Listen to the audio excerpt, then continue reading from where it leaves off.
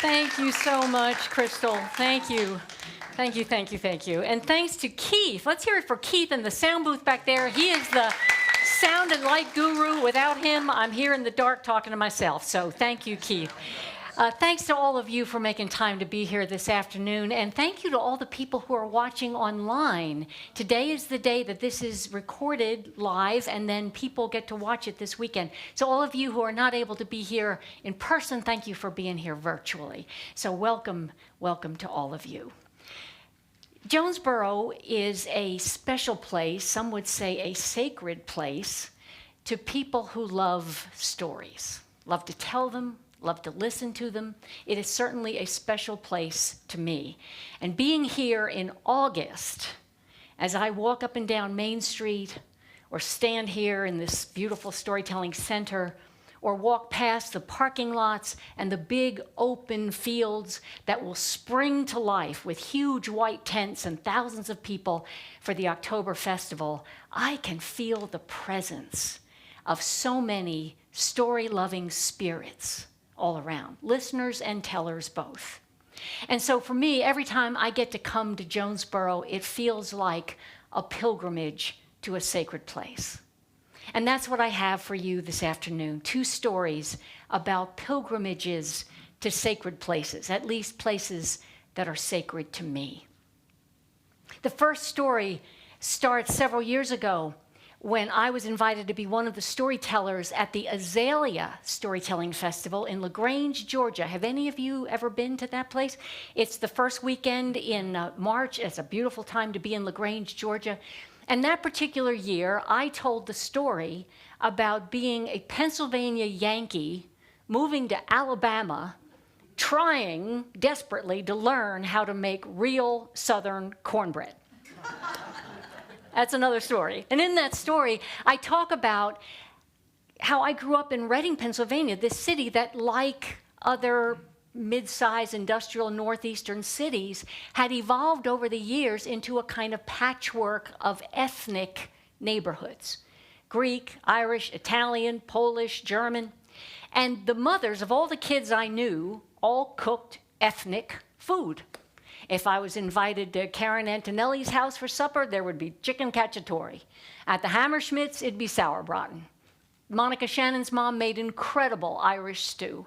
And at our house, despite the Betty Crocker cookbook that she had for 42 years, despite the pantry shelf lined with little cardboard boxes full of mixes for strawberry jello and butterscotch pudding and lemon whip and chill, still, most of the food my mother cooked was Polish.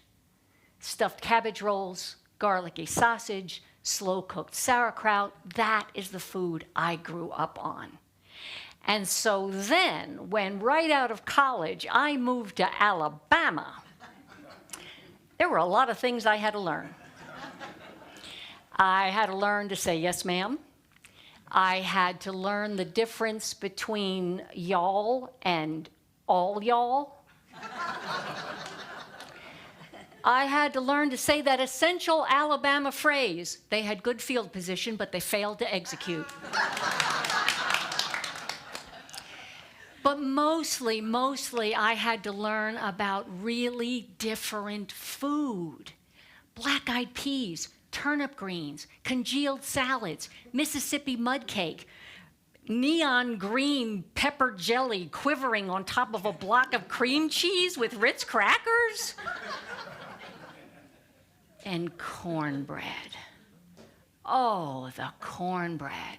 I had never tasted cornbread until I moved south of the Mason-Dixon line. Bless my heart, right? And so the story goes on to tell why I now have a collection of 26 pieces of cast iron cookware. But after I told that story in the morning session, at the lunch break, this very nice man from the audience came up to me and told me that if I was homesick for Polish cooking, I needed to know about the Pierogi Festival in Lawrenceville, Georgia, about 45 minutes on the other side of Atlanta. So he told me about it. When I got home, I looked it up. Sure enough, do any of you know about this? Yes, you know about this. There is a Polish church in Lawrenceville, Georgia, that every year has this annual pierogi festival, this celebration of Polish food and music and culture. And now that I knew about it, of course, I had to go. And so that last Saturday of August of that year, I drove 3.5 hours to Lawrenceville, Georgia, for a blissful trip back to the old country. There was live music, lots of accordion and clarinet. There was dancing, people dancing polkas out on the church lawn in the middle of the blazing hot Georgia August sun. There was a raffle where one of the main prizes was a big bottle of Polish buffalo grass vodka, which is a revelation if you have never had it. They were selling T-shirts. I bought this one. It says, Kocham Polska, I love Poland. And there was food. Oh, the food. Stuffed cabbage rolls, garlicky sausage, slow-cooked sauerkraut, gołąbki, kielbasa, pierogi, if you know those words, pierogi. You know what a pierogi is, obviously. You know what it is? How many of you know what it is? I mean, why would you know what it is? And by the way, that's the plural form of the word. There is a singular form, but why? Because you never eat one.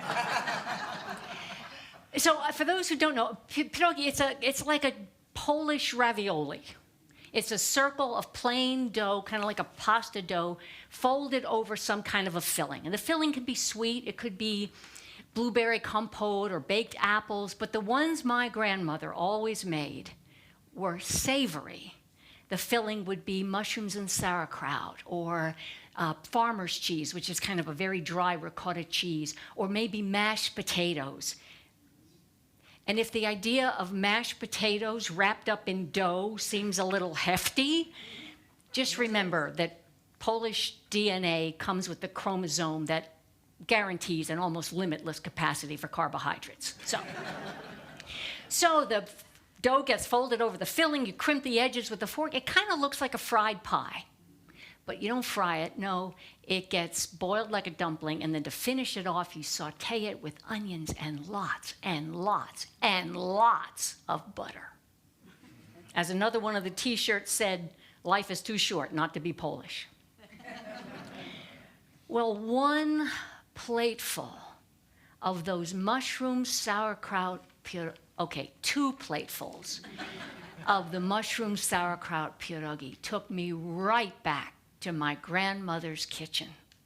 And I could see her standing there making those pierogi, rolling out the dough, flipping them in the pan to coat them with butter. And I thought about my grandmother that whole afternoon, thought about her the whole long ride back home. And as soon as I got back to my house, I went to the living room bookcase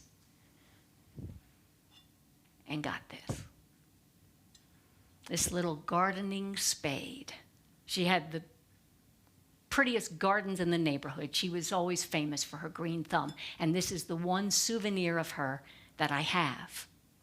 The first time my Pennsylvania mother came to visit me at my house in Birmingham, where I still live now, but the first time she came to visit me, she looked out at the half-acre of yard around the house, a yard full of muscadine vines, blueberry bushes, wisteria vines, 10-foot-tall gardenia shrubs, flocks of brassy orange daylilies. She knew that I had spent my entire adult life living in apartments and condominiums, nothing more complicated to care for than a couple of silk chiffaleras from Hobby Lobby. She looked around at all that vegetation, and she said, well, maybe you've inherited your grandmother's green thumb. And then she said, I hope so, because you're going to need it. And when she got back home in Pennsylvania, she sent me this. I do not use this for gardening. I use this for inspiration.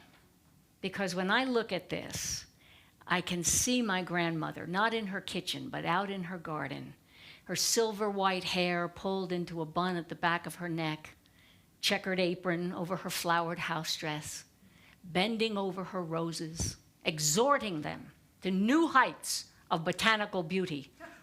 Kopaj głęboko, sięgaj do światła, połóż nowe korzenie, dojrzewaj. dig down deep, lean into the light, put down new roots, and grow. My grandmother was the daughter of a family that came from southeastern Poland through Ellis Island to Pennsylvania in the very last part of the 1800s. And my grandmother ended up marrying a man, my grandfather, who made that exact same journey in 1912. And so all my life, I'd heard stories about Ellis Island, about the resilient and resourceful people who came through there. And of course, it made me curious to see that place for myself. And finally, the last week of December of 1999, I went to Ellis Island, 87 years after my grandfather did. Like him, like everybody really, I got there by boat. In my case, a ferry boat that was crowded and noisy with the chatter of a tour group from Kyoto, Japan. Those tour group members had beautiful camera equipment, lots of curiosity, but no particular family connection to that place. They might have had a family connection to another port of entry, maybe on the West Coast, but not that place. You could tell those of us on that ferry boat who did have a connection to that place. The tour group members all clustered at the back of the boat. They were snapping digital photographs of Battery Park and the skyscrapers of the financial district. We were at the front of the boat, staring out across choppy gray water, eager, as they must have been, for our first glimpse of the island. The tour group members all talked and laughed. We were silent, listening for the whispers of ghosts who knew our names, who gave us our names. The main building there at Ellis Island was chilly that Sunday morning. We were the first ferry boat load of tourists to come through there that Sunday morning. It was the first day that it was open after being closed several days for the Christmas holiday. And so the steam heat hadn't begun to fill that huge space, 3 stories high, that would have reverberated with a babble of languages back at the turn of the 20th century. 10,000 people a day in the peak immigration years, all of them speaking different languages, different dialects. It would have been so noisy then, but it was so quiet that Sunday morning. Just the echo of our footsteps, of their footsteps. The registry hall there in the main building has been beautifully restored. Have any of you been to Ellis Island since the restoration project? Yeah, the 1990s. It was restored so that Sunday morning, that registry hall looked pretty much the way it would have looked to my grandfather in 1912. The long wooden benches there are not reproductions. They're the same benches, worn smooth by rough cloth, tired bodies. I sat on one of those smooth wooden benches, not a reproduction, the same benches. And I thought, right here, my grandfather might have sat right here. At one end of the registry hall, there were tall podium-style desks that would have held ship's rosters, huge books open to reveal long lists of strange names scrawled in black ink, names like Minicucci, Abramowitz, Wierzbicki, Antonelli, names that were called out one by one, 10,000 people a day, and they called the names out one by one. There's the story of the Italian woman sitting on one of those smooth wooden benches. She suddenly looked up, turned to her 12-year-old daughter, said, "How does that man know my name?" At the other end of the registry hall, there's a steep staircase leading from the front door up to the hall. That was their first test. Most of them didn't know it. Anyone who limped or wheezed or stumbled coming up those steep steps was pulled aside for extra medical examination, their clothing marked with a chalk letter to indicate what might be wrong with them: E for eyes, L for legs, H for heart. At the bottom of those stairs, there's a display of luggage, steamer trunks, cardboard suitcases held together with a leather strap, wicker picnic baskets, not to carry a picnic, to carry everything they had. I looked at that display and I thought, what did he bring? What did my grandfather bring? What would a 17-year-old boy bring to last the rest of his life? It wouldn't be a picnic. Above the main hall, there's a balcony that rings it like a halo. The balcony is lined with little display rooms. In one room, there's the room that used to be the medical examining room, where doctors would use hairpins or shoe button hooks to turn back the eyelids of the immigrants to check for trachoma, a horribly contagious infection of the eye. It could lead to blindness, even death. Some people said that was the most terrifying part of the whole terrifying Ellis Island experience, going into a little room and having a man in a white coat speaking a language you didn't understand come up to you to stick a sharp metal object in your eye. There's a room where they had to take an arithmetic quiz, had to count backwards from 20, had to match up geometric shapes to prove they had wits enough to survive in a new country. There are rooms that had displays of the clothing they wore, the money they carried, the food they ate. There's the story of the Armenian family that was going to have to spend the night there, and Immigrant Aid Society gave them a little box lunch to tide them over. They weren't sure they were going to like this American food. It was rubbery, chewy, a strange color. They'd never seen a banana before, didn't know you were supposed to peel it first. There were rooms with displays of foreign language newspapers published by some of those immigrant aid societies. Most of the articles for the men were about finding work. The articles for the women were about fashion and food. The women were told, for instance, to get rid of that long hair that they wore in braids and buns. No. The modern style was a short, blunt bob. There's the story of the Czechoslovakian girl, 14 years old, came to this country by herself, met up with relatives, moved off to the Lower East Side, the whole time so brave, never shed a tear, until the day she went to the barber and asked him to cut off her waist-length brown hair. Then she cried. Another article told the women to stop wearing those full-length, ankle-length, big, full, bunchy skirts. No, the modern style was sleek and straight. These were not women with sleek, straight bodies. These were women with hips, with bodies designed to survive long winters on a diet of potatoes and cabbage. I went in all the rooms. I looked at all the displays. The spirit I was searching for was the spirit of my grandfather, who came through Ellis Island in 1912 when he was 17 years old. His mother did not want her only son drafted into the Russian army, the fate of a lot of Polish boys in 1912. And so she shipped him off to a relative in Rochester, New York. If he was old enough for the Tsar to want him, he was old enough to find his way to Rochester. And he did get to Rochester, and he found the relative who hooked him up with two other fellows from that same village back in Poland. And together, the three young men made their way to Reading, Pennsylvania, a railroad and mill town where they heard there was work.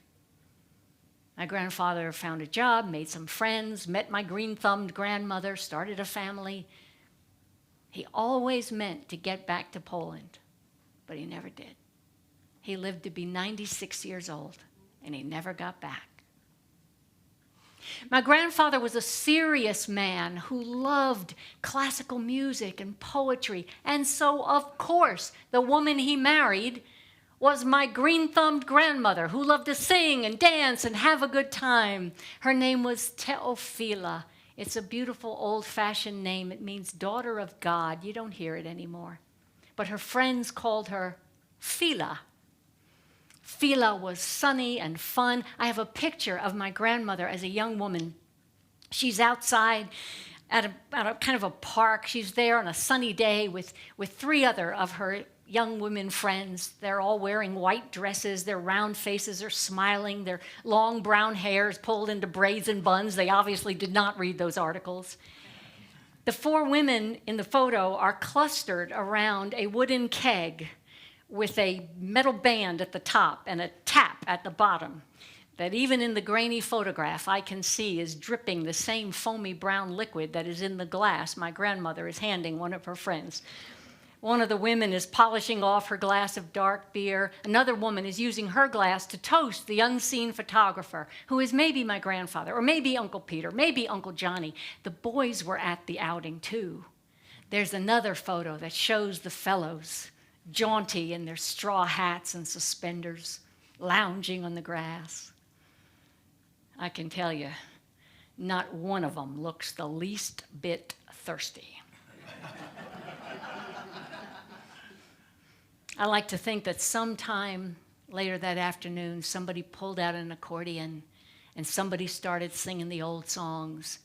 And then much, much later, they all laughed and joked as arm in arm they rolled the empty keg home.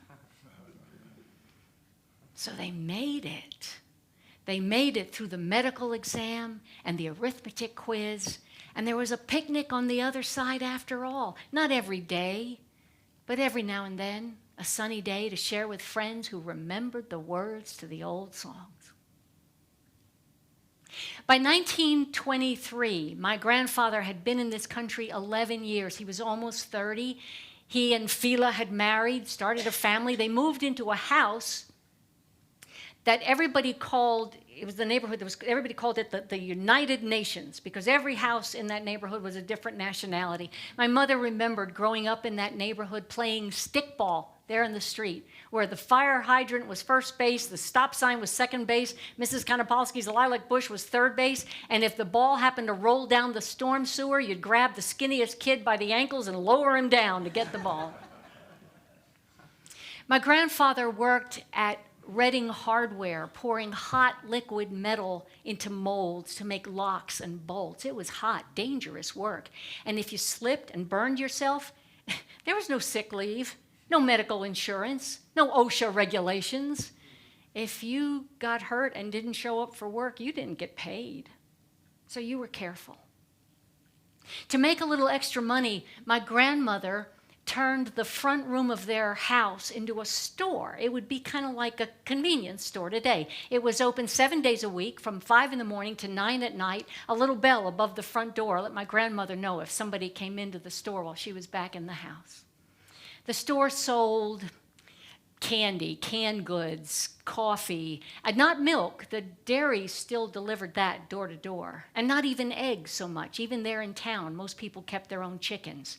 But they sold lunch meat and tobacco and bread and ice cream in 3 flavors, big chunks of ice from a wooden box at the back of the store. There were similar stores like that all through the neighborhood.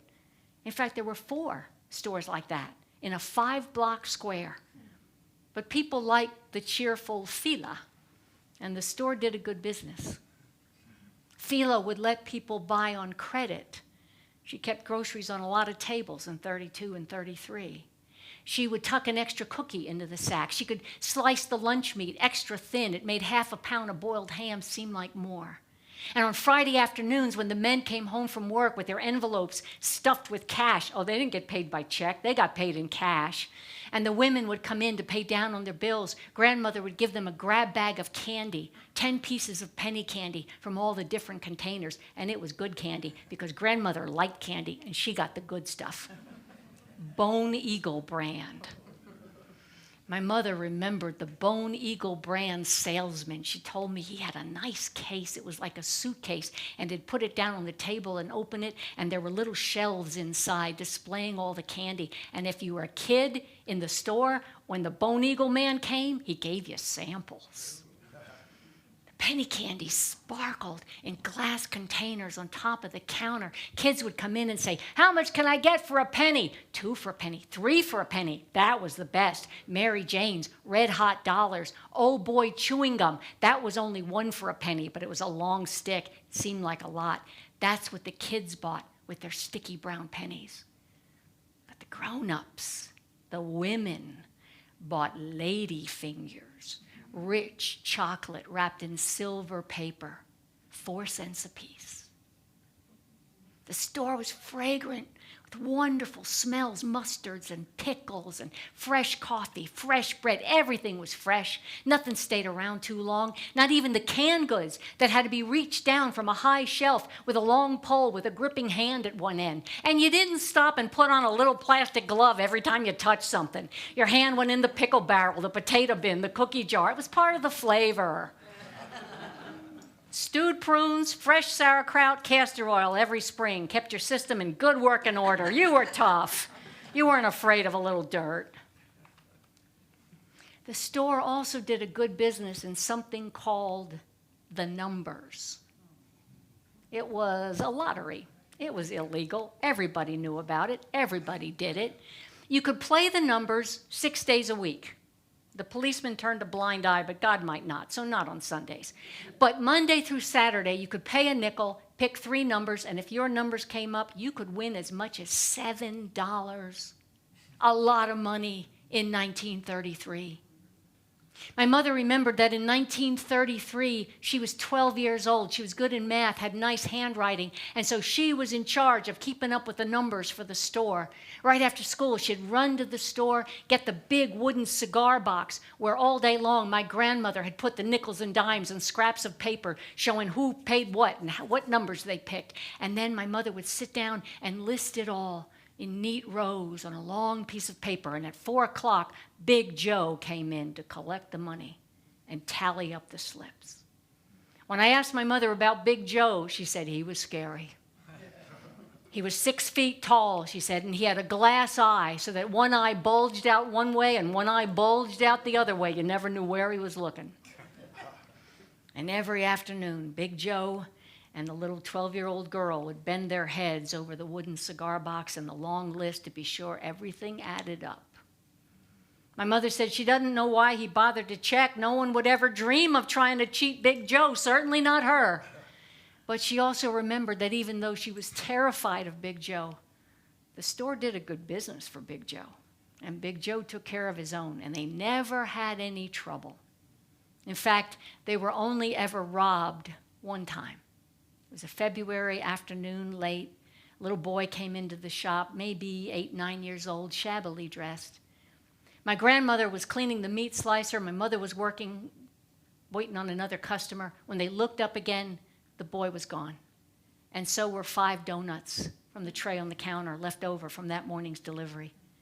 My mother remembered that my grandmother just shrugged. He was probably hungry, was all she said. Oh, the only other trouble they had was Mrs. Pavnitsky. She lived there in the neighborhood. She would come in and poke her thumb into the fresh, round loaves of rye bread to deflate them when no one was looking. The store was in business from 1923 to 1937. And in those 14 years, life went on in the house behind the store. 7 children were born, 6 raised. They lost one, Eddie, at age 6 to diphtheria. A lot of children had diphtheria then. And that whole winter when Eddie was so sick, in order to keep the other children away from their infectious brother, my grandmother would tell them to go up to the attic, get as close to heaven as you can get, she would say, and pray for your brother. And they did pray for their brother. But that winter, little Eddie got closer to heaven than any of the rest of them would get for a very long time. Well, by 1937, the Depression was easing up a little bit. Big national grocery store chains were moving into town. People could buy things at the A&P cheaper than my grandmother could get them wholesale. And so the store shut down. And with the children grown and mostly gone, my grandparents moved into a little bit nicer house in a little bit nicer neighborhood. And once again, my grandmother had time to spend in her garden. There was always tomatoes and bell peppers along the back fence, but mostly she grew flowers, roses, begonias, anything colorful and pretty. She could make anything grow. She could take a cutting from Mrs. Konopowski's lilac bush or a slip from Aunt Anna's climbing rose. She would take those stems, stick them in the dirt, work the ground around there with coffee grounds, turn a mason jar over on top of it to give it its own little private greenhouse. She would talk to it. Kopaj głęboko, sięgaj do światła, połóż nowe korzenie, dojrzewaj. And pretty soon, those stems will be putting down new roots. There is even the legend in our family about the first Easter that my parents were married. And that Easter, my dad bought my mother a corsage to wear to church on Easter Sunday morning, a corsage of yellow tea roses, tiny golden petals edged in apricot, a bright yellow ribbon. After church, my parents went over to my grandparents' house for the traditional Easter meal. And then when they were getting ready to go, my mother gave the corsage to my grandmother.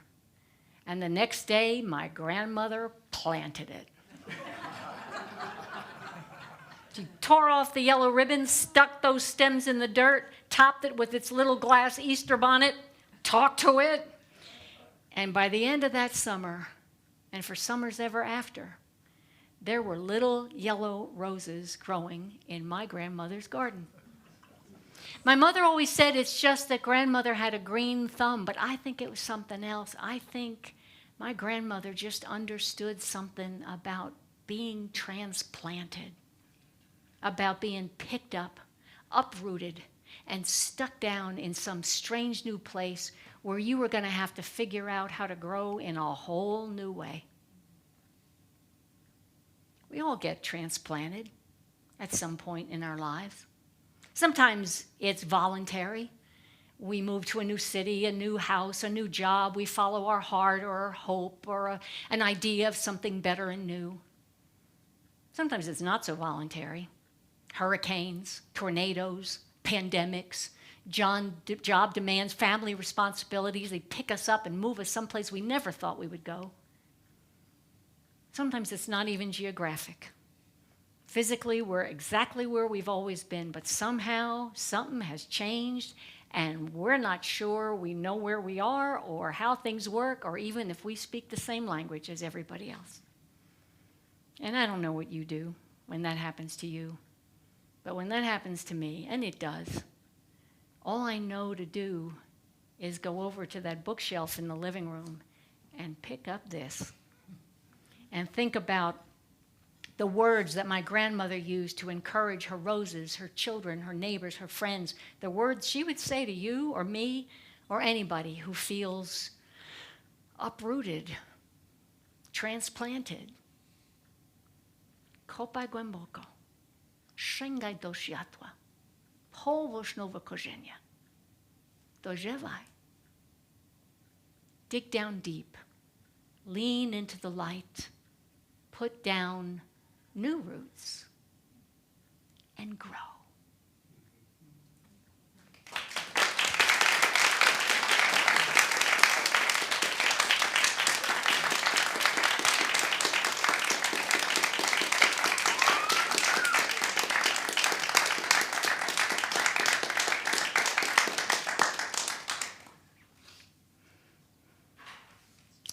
It was a Friday afternoon in mid-November, a few years ago, and I was traveling from Birmingham, Alabama, where I live now, to my old hometown of Reading, Pennsylvania. It was a short trip, fly up one day, fly back the next. And I told my friends back in Birmingham that I was going back to Reading for a big number high school reunion, which was true.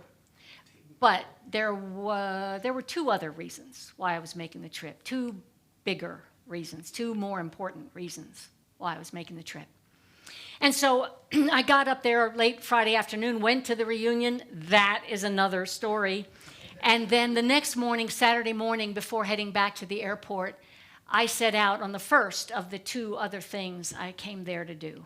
I set out on my pilgrimage of sacred places. I did not get back to Reading very often, and it seemed like every time I did go back there, the city was more and more different. You've all experienced this. More and more familiar places were changed or gone, and there were certain places I wanted to see at least one more time before they disappeared entirely. So my first stop on my pilgrimage of sacred places was my elementary school building. Closed now for decades, tall weeds growing in the corners of the red brick building. But if I closed my eyes, I could hear the ring of the school bell on a chilly Pennsylvania morning. I could hear the muffled sound of erasers being clapped together by that fourth grade girl standing there on the back steps, her dark green school uniform covered in a veil of white chalk dust. I got up on tiptoe, wiped away the dust from one of the side windows, and looked inside at the long, narrow room that had been our auditorium, the place where every April our music teacher, Miss Benetham, would round up the usual suspects for the annual spring music recital. Every year, her 1st through 6th grade piano students would blunder their way through the John Thompson series of Piano for Young Players. Every year, Mary Ann Riley had a star turn. Mary Ann was the only girl at our school who took real dance lessons at a real dance studio, Gift Sisters School of Dance, tap, ballet, and personality. And every April, Miss Benetham would set aside a solo slot to feature Mary Ann and her dancing. Some years tap, some years ballet. I don't ever remember it being personality. I remember, though, that I would watch her dance solos from the wings, where I waited with the other 10 members of the elementary school orchestra, waiting for our chance to come out and dazzle the audience. I was in the brass section, which was Billy Campbell and Tommy Boyle on trumpet and me on slide trombone. Then there were the woodwinds. Barbara Rodenauser and Joanna Mariani played clarinet, and there was one alto sax played by Eugene Polachak. He'd been held back so many times he had a mustache in 5th grade. The rest of the ensemble was 5 preteen boys on percussion. We kind of sounded like a family of grizzly bears with saucepan lids. And you can appreciate what Miss Benetham meant when she would admonish us to be grateful for the sacrifices your parents are making to give you music lessons. Not the cost of the lessons or the instrument rentals, but having to sit through those recitals. No extraneous noises, children. Miss Benetham would hiss at us backstage, but we were capable of producing nothing but extraneous noises. Then there was the year that David Mandaletti, 6th grade piano student, got things off to a rousing start with a lively rendition of the Star-Spangled Banner, a noble effort that had the audience on its feet a full 5 minutes. Not in a standing ovation, but because David Mandaletti could not remember the final chord. Could not remember how to end the national anthem. And so there we all stood, patriotically resolute, but musically unresolved, until Miss Benetham rushed the stage, swept David Mandaletti from the piano bench, leaned over and played the final chord, allowing everyone to sit down and relax. Just 2.5 more hours of elementary school music recital, and a tap dance solo left to go. But that November Saturday morning, the stage lights were dark, the dusty velvet curtains pulled tight. Frankly, I was surprised the building was still there. The second stop on the pilgrimage was my old high school building, replaced now, new building over there on the bypass, leaving behind just this empty, elegant shell of a building that once was the home of Mr. William H. Loudon, the man who invented the cough drop. Mr. William H. Loudon was the son of Dutch immigrants who settled in the Reading area in the late 1800s. He quit school at age 15, started making candy on his mother's kitchen stove, hard candy, kind of lollipop, sour ball kind of candy, that he would sell at all the businesses up and down the main street in Reading. And the legend is that one day, one of his best customers didn't want to buy any of his candy, said he couldn't taste it, said he had this horrible cold, and all he could taste were these menthol drops that his pharmacist had given him. And so Mr. Loudon had the idea to go home and put menthol drops right in the candy syrup. And the cough drop was born. In fact, there used to be a big billboard on the main road into town. It said, "We started the Cold War, Loudons."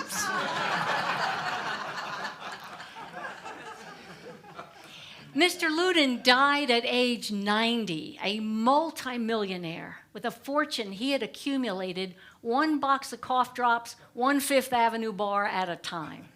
But before he died, he sold it at such a cheap price, he practically gave it away, but he sold his 40-room mansion to the school district. And it became, eventually, Reading Central High School, where I went to high school. It was added on to and expanded and renovated over the years, of course, but the main part of the school was the old Loudon mansion. The lobby in the front office was black and white marble on the floor. There was a white marble staircase curving up from the front entrance up to the second floor, where the senior homerooms were located in rooms that were bedrooms once, rooms that had hand-painted French porcelain doorknobs and leaded glass windows.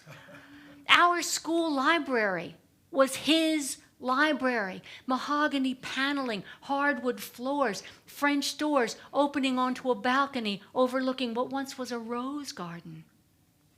Up the hill, his 3-car garage had been converted into the chemistry lab, which was a great idea because those big garage doors could swing wide open and let out the toxic fumes before we all asphyxiated after some unfortunate encounter with a Bunsen burner.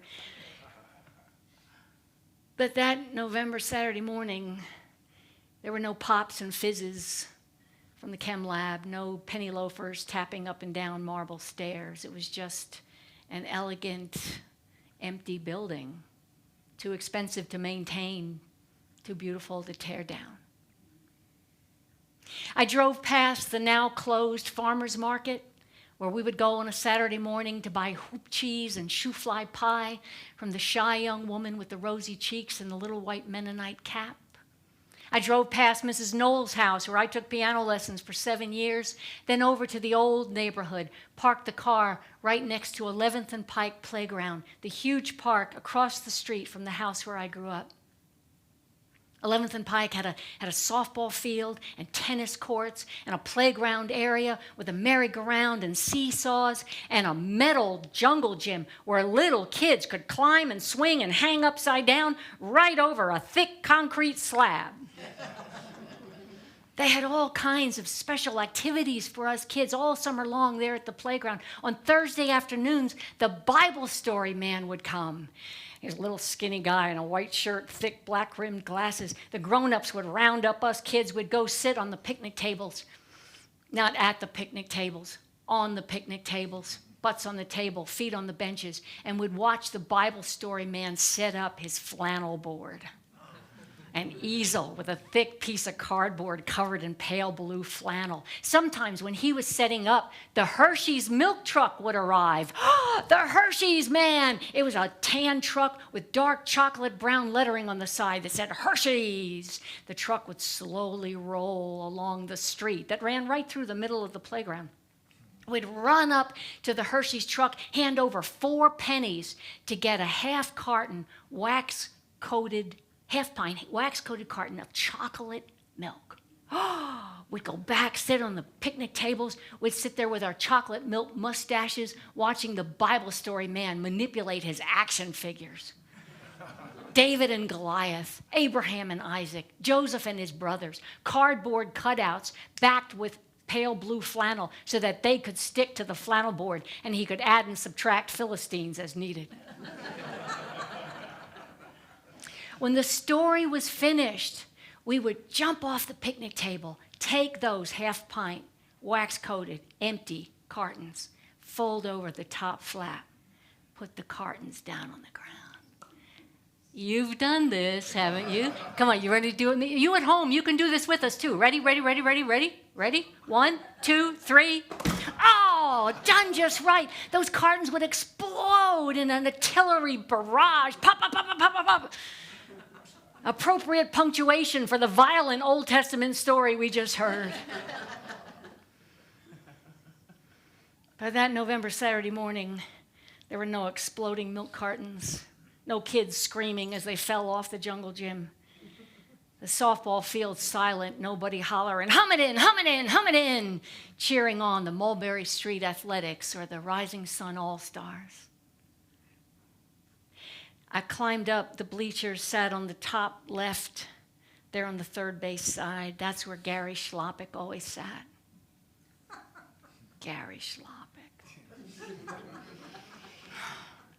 The boy I had such a crush on when I was 15 years old and worked in the concession stand on ball game nights. Oh, we did a good business at the concession stand on ball game nights. We sold candy bars and soft drinks and hot dogs. Burke's Best All Beef Franks. not grilled, boiled, so they would swell up and split, and would serve them on a warm steamed bun with a squiggle of yellow mustard down the middle. Gary Schloppick would come up to the counter, slam down a quarter, say, "Just a dog, no mustard." Oh!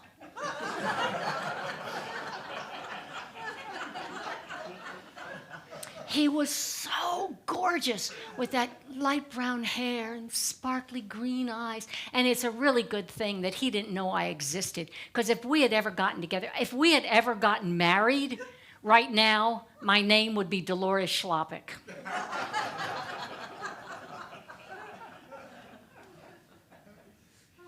I climb down the bleachers, go out through the playground gates, cross a street that I've crossed thousands of times.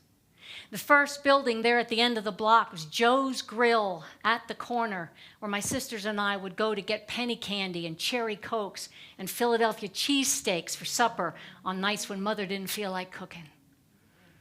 Joe was the owner and only employee of Joe's Grill at the corner. He had been in the Navy. You could know he had a tattoo on his right arm. I'll let you know. He'd been in the Navy, stationed in Hawaii. But now he lived in the apartment above the store with its shiny red vinyl cushions on the stools at the soda fountain, 3 little booths on one wall. At the back of the store, a glass case full of penny candy. At the front of the store, a big metal grill right next to a huge window looking out over the sidewalk. And if you were an 8-year-old kid standing on the sidewalk looking in through that window that said Joe's Grill at the corner, you'd see Joe standing in there. A black brush of a mustache, the strings of his heavy white cotton apron wrapped twice around and tied in front, a thick black line across the middle from leaning up against that metal grill so he could flip the onions and bell peppers and thin slices of beef that went into the Italian cheesesteaks that were one of the trademarks of the store. But the real trademark of Joe's Grill at the corner was the Italian sandwich. Have any of you ever had a Philadelphia-style Italian sandwich? Let me tell you about it. Have you had lunch?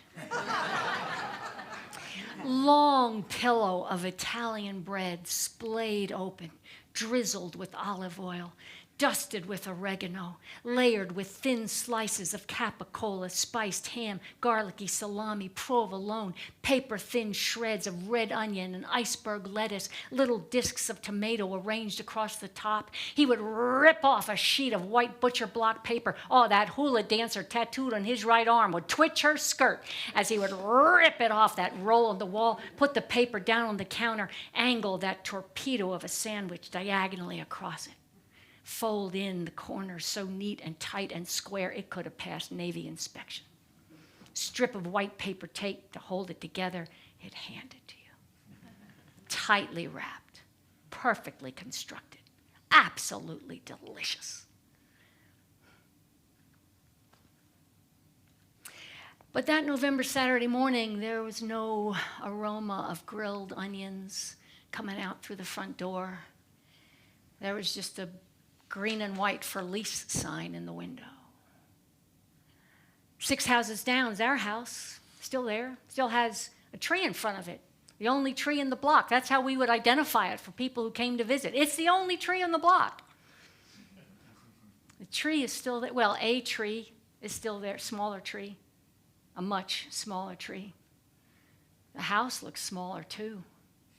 The sidewalk's so narrow. How did we play hopscotch and ride bikes and roller skate on that little narrow sidewalk? How did we all sit on that front porch? My mom, my dad, my sisters, and me. How did we all sit there on a Friday summer evening eating ice cream cones? Oh, and not just a round scoop perched on top of a sugar cone. Oh, no. My mother would take a teaspoon and pack the butter pecan or cherry vanilla all the way down to the bottom of the cone, then a scoop on top. Take our ice cream out to the front porch, and you'd sit there and you lick the side of the cone and the side of your hand and the side of your arm down to the elbow. Then you chomp off the bottom and suck the melted ice cream from the bottom of the cone. One last bite, it was gone. How did we do that? How did we all sit there on that little front porch that barely looks big enough to hold 2 chairs? It was bigger then. Wasn't it? Wasn't it bigger then? I don't want to remember it like this. I wanted to see it, but I want to remember it the way I remember it, so I don't stay long. And besides, I know that I am just procrastinating. I'm just putting off the other thing. The other main reason, really the most important reason I made the trip. There's one more thing I need to do. And I want to do it, and I don't want to do it. So, back in the car. Out Central Avenue, out Kutztown Road, in through the big wrought iron gates. I've been here lots of times before. My mother didn't drive, never learned to drive, and so in later years, whenever my sisters or I would come to visit, she would ask us to bring her out here so she could visit my dad's grave. And so I know exactly where the Hydock plot is. Through the gate, straight ahead, first right, round the curve, up the hill, second left, and you're there. So, straight ahead, round, first right, round the curve, up the hill, second left. I'm not there. Did I do that right? No. Back to it. Straight ahead, first right, round the curve, up the hill, second left. No, that's not it. Do I have it backwards? Back to the gate. Straight ahead, first left, round the curve, up the hill, second right. That's not it either. I have visited my dad's grave many times, but this was the first time I was visiting my mother's grave too. She had died 2 years earlier in Birmingham, Alabama, where she had lived the last 3 years of her life. And back then, 2 years earlier, we had had a big memorial party for her in Birmingham with pretzels and dark Guinness beer and polka music and her new Birmingham friends telling stories about her as she winged her way back to Reading to be buried next to my dad. And I hadn't been back to Reading since then. I've never seen her grave, and I need to see it. I want to see it, and I can't find it. There's an office right near the entrance. Nobody's there on a Saturday morning. There's a framed map on the outside wall, shows where all the lot numbers are. I don't know the lot number. Why would I know the lot number? I'll call my sister in Arizona. She'll know. No answer. Call my sister in Colorado. Straight to voicemail. What if I can't find it? This is the main reason I made this trip. This is the most sacred stop on my pilgrimage of sacred places. This is the real reunion I came back for, the reunion of me with my mother and her memory, and I can't find her. I feel so desperate. I feel so stupid. Oh, I will call on the one person who can find anything, Saint Anthony, patron saint of lost things. That letter from the IRS, that undeposited check for $300, that one good black leather glove from a pair that cost you $80, you can't find it, St. Anthony can. So, back in the car, I start to drive, I'm looking, I'm reciting the mantra, good St. Anthony, please come around, something's lost and can't be found, good St. Anthony, please. I drive and I look and I recite and I suddenly hear the words, she's not here. The words are just in my head, but they are as clear as if someone has said them out loud. She's not here. And the truth of that stops me. I pull over, stop the car. And of course, that's when I see it. The familiar 6 letters etched in gray stone. I walk over, trace the letters, the numbers all filled in now. I sit down on the ground, run my fingers through the grass right at the place where her feet would be. I have imagined this moment for 2 years. For 2 years, I have imagined how connected I will feel to her. I just know I will feel her presence and her blessing. But I don't. If I'm honest, I don't. It's just grass. It's just stone. It's just a nice view from the side of the hill. And I know that the words in my head are right. She's not here. I sit a little while in the fading November sunshine, then back in the car, out through the wrought iron gates. Before I get on the interstate to get back to the airport, I have one more stop. I want to stop at Weiss's supermarket and pick up a few jars of Tallarico Red Hot Hoagie Spread.